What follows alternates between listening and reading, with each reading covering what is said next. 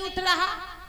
अब राजाओं में होड़ लग गई, जो भी राजा जाता है और धनुष टूटता नहीं है तो बगल में बैठ करके प्रार्थना करता है कि भगवान हमसे ना उठा तो इससे भी ना उठे, क्योंकि जिससे उठता नहीं है उसकी हंसी हो जाती है। और राजाओं के न उठने का कारण यह है कि परिकर बांध उठे या कुलाई, पहले तो कमर कसी उठे, उसके बाद चले इष्ट देवन सिर नाई।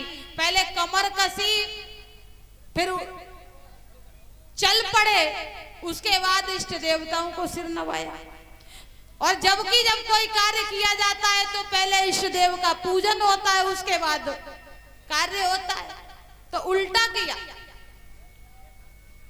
इसीलिए गोस्वामी जी को लिखना पड़ा कि भूप सहस दसे और ये कही बारा लगे उठावन तरही नटा।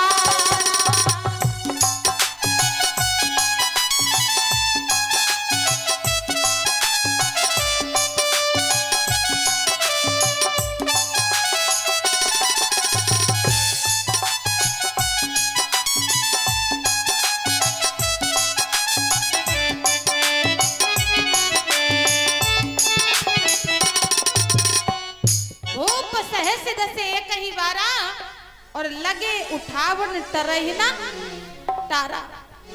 राजाओं ने पहले एक एक करके धनुष उठाया, और जब एक एक करके न उठा तो राजाओं ने गणना की और कहा कि देखो सीता को तो ब्याहना ही है,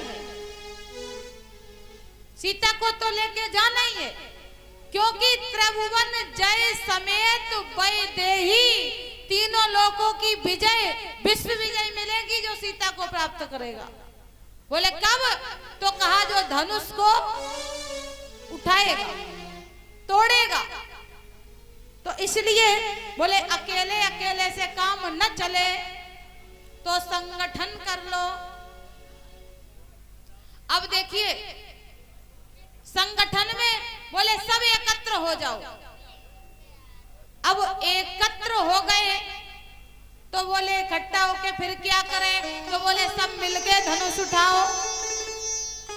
तो कहा सब मिलके जब धनुष उठा लेंगे तो विवाह तो एक के ही साथ होगा, तो फिर सीता जी किसको दी जाएंगी? तो कहा कि पहले सब मिलके धनुष उठाओ, और उसके बाद में जब धनुष उठ जाए, टूट जाए, फिर सब दो दल बनाओ और फिर आपस में युद्ध करो।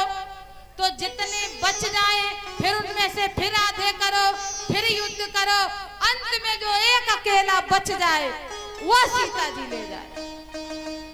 अब बताइए, देखिए एक होना अलग बात है और एकत्र होना अलग बात है। एक होना उसे कहते हैं जिनके मत एक हो, और एकत्र होना ये है कि यहाँ पर इस सभा में इतने लोग बैठे हैं पर सबके मत एक नहीं हो सकते, तो वो वहां पर इकट्ठे हो गए, एकत्र एक नहीं हुए। सुखदेव जी महाराज कहते हैं कि ऐसा गठन तो राक्षस ही करते हैं, जब मरना ही है तो धनुष उठाने